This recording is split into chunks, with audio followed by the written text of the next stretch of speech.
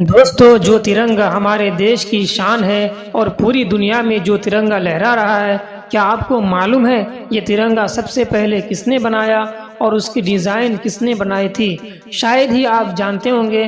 तो चलिए आज हम लोग जानते हैं कि आखिरकार तिरंगे की डिज़ाइन किसने बनाई और उसको सबसे पहले किसने बनाया था।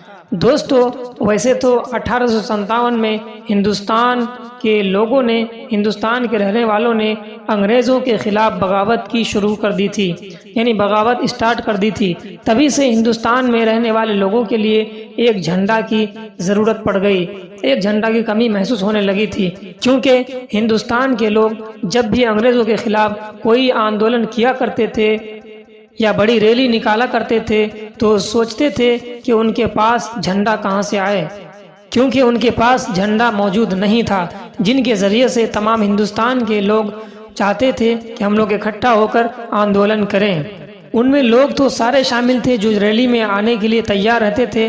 उसमें सिख भी थे, ईसाई भी थे, चाहे वो मुसलमान भी थे, हिंदू भी थे, लेकिन एक झंडे की कमी थी कि जिसके तले सब लोग खड़े होकर आंदोलन कर सके।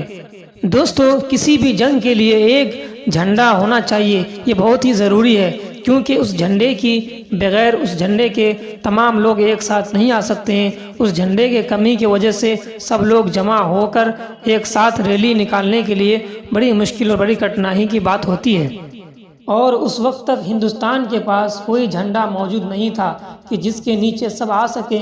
दोस्तों, क्योंकि उस वक्त तक पूरे हिंदुस्तान में अंग्रेज़ों के ख़िलाफ़ जगह जगह पर लड़ाई शुरू हो चुकी थी, लेकिन सिर्फ कमी थी तो बस एक झंडा की। उसके बाद लोगों ने अपने अपने इलाके में झंडा बनाना शुरू कर दिया था। दोस्तों, जब आप हिंदुस्तान की झंडे की हिस्ट्री को पढ़ेंगे तो सबसे पहले आपको 1906 में बनाया हुआ झंडा दिखाई देगा, जो कि बंगाल में बनाया गया था। बंगाल में एक रैली निकाली गई थी जिसमें एक झंडा बनाया गया था जो 3 रंग से बनाया गया था, और शायद यही हिंदुस्तान का पहला तिरंगा भी था जो 3 रंगों से तैयार किया गया था। इस तिरंगे में सबसे ऊपर केसरिया रंग था और बीच में पीली रंग की पट्टी थी और नीचे हरे रंग की पट्टी थी। बीच वाली यानी पीली वाली जो पट्टी थी उस पर वंदे मातरम लिखा हुआ था, और नीचे की हरी पट्टी पर सूरज और चांद तारे बनाए गए थे, जो कि आपको स्क्रीन पर दिखता होगा।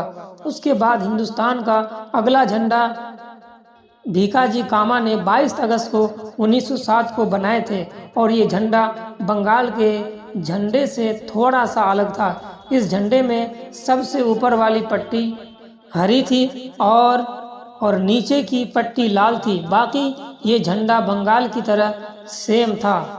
उसके बाद धीरे धीरे गांधी जी को भी ये हिंदुस्तान की झंडे की टेंशन सताने लगी थी कि एक ऐसा झंडा हो जिसके नीचे हिंदुस्तान के तमाम लोग आ सके। इसलिए उन्होंने पेनकली वेंकैया नामी एक शख्स है, उनको बुलाया और उनको एक झंडा बनाने का ऑर्डर दिया।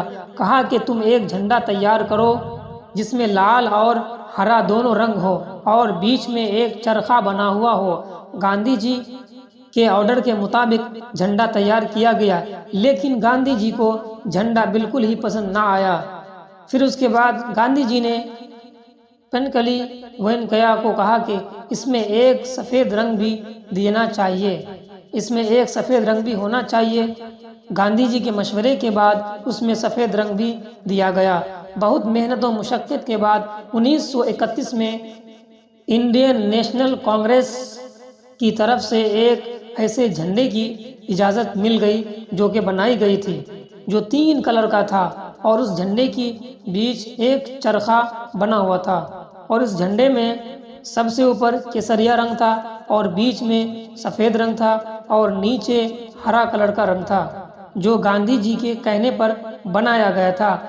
उसके बाद 1931 से लेकर 1947 तक यही झंडा रहा और चलता रहा, जो पूरे हिंदुस्तान के लोगों को आज़ादी की लड़ाई लड़ते हुए साथ दिया, और इस झंडे के नीचे आकर सारे लोग लड़ाई लड़ी थी और आज़ादी भी मिली थी। 1947 में जब अंग्रेज़ भारत को छोड़कर चले गए तो उसके बाद सबसे ज़्यादा परेशानी ये हुई कि अब भारत का झंडा कैसा होना चाहिए, क्योंकि अब तक जिस झंडे के नीचे सब लोग थे جس جھنڈے کو لے کر لوگوں نے ریلی کی، آندولن کیا اور آزادی ملی، تو وہ جھنڈا جو ہے کانگریس پارٹی کا تھا، بھارت کا جھنڈا نہیں تھا، اور بھارت کے جھنڈے کو کانگریس کے جھنڈا سے الگ کرنا ضروری تھا۔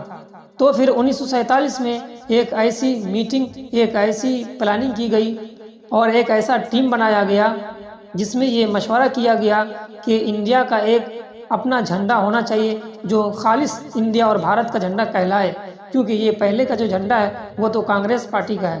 اور اس میٹنگ میں، اس مشورے میں شامل لوگ تھے، بہت سارے لوگ تھے، لیکن چند مشہور لوگ تھے جس میں بھیم راؤ امبیڈکر تھے اور مولانا ابوالکلام آزاد تھے، ولبھ بھائی پٹیل تھے اور جواہر لال نہرو جی تھے۔ دوستو، اس میٹنگ میں ایک شخص تھے جن کا نام بدرالدین طیب جی تھے، اور وہ سمویدھان سبھا کے سیکریٹری تھے، یعنی سمویدھان سبھا کے سیکریٹری تھے۔ ان کا نام تھا بدرالدین طیب جی۔ انہوں نے ایک پرستاؤ رکھا، اس میں کہا کہ کیوں نہ ہم بھارت کے پرانے جھنڈے سے چرخا کو نکال کر اشوک کا چکر اس میں لگا دیں۔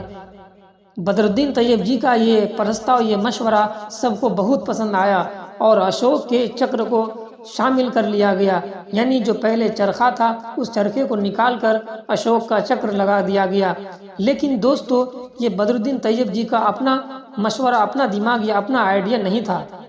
بدرالدین طیب جی نے جو پرستاؤ سمویدھان سبھا میں رکھا تھا ان کا اپنا آئیڈیا نہیں تھا، بلکہ ان کی ایک بیوی ہوا کرتی تھی جن کا نام تھا ثریا طیب جی۔ ان کی بیوی نے یہ رائے مشورہ دی تھی، کیونکہ ان کی بیوی بہت ہی پہلے ثریا طیب جی نے ایک کاغذ پر نقشہ بنایا تھا اور اس نقشہ میں اشوک کے چکر کو شامل کیا تھا اور چرخا کو نکال دیا تھا۔ اس کے بعد وہ ترنگا کو تیار کی تھی، اور جب بدرالدین طیب جی نے سمویدھان سبھا میں جب یہ مشورہ دیا تو لوگوں کو بہت پسند آیا، اور اسی ترنگے کو اشوک کے چکر کے ساتھ لگا کر فائنل کیا گیا، اور آج تک وہ ترنگا ہمارے درمیان موجود ہے۔ لیکن ناظرین، دوستو، جس ترنگا کو ہمارے قوم کے جو ثریا طیب جی تھے، جنہوں نے آئیڈیا دیا تھا، دماغ دیا تھا اپنے ترنگے کو بنانے کے لیے، آج ملک کے لوگوں اور ہم لوگ سب کوئی اسی ثریا طیب جی کو بھول گئے ہیں۔ ان کو کوئی یاد نہیں کرتا، انہیں کوئی یاد نہیں رکھتا، جبکہ ترنگا میں فائنل کرنے کے لیے، ترنگا کو بنانے کے لیے سب سے بڑا ہاتھ ثریا طیب جی کا ہے، جو کہ بدرالدین طیب جی کی بیوی تھی۔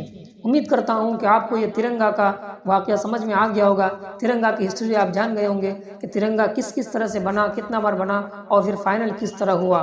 امید کرتا ہوں پسند آیا ہوگا ویڈیو۔ پسند آئے تو آپ سے گزارش ہے کہ میرے چینل کو سبسکرائب کریں اور شیئر کریں، لائک کریں اور اپنے دوستوں تک ضرور پہنچائیں، تاکہ میری حوصلہ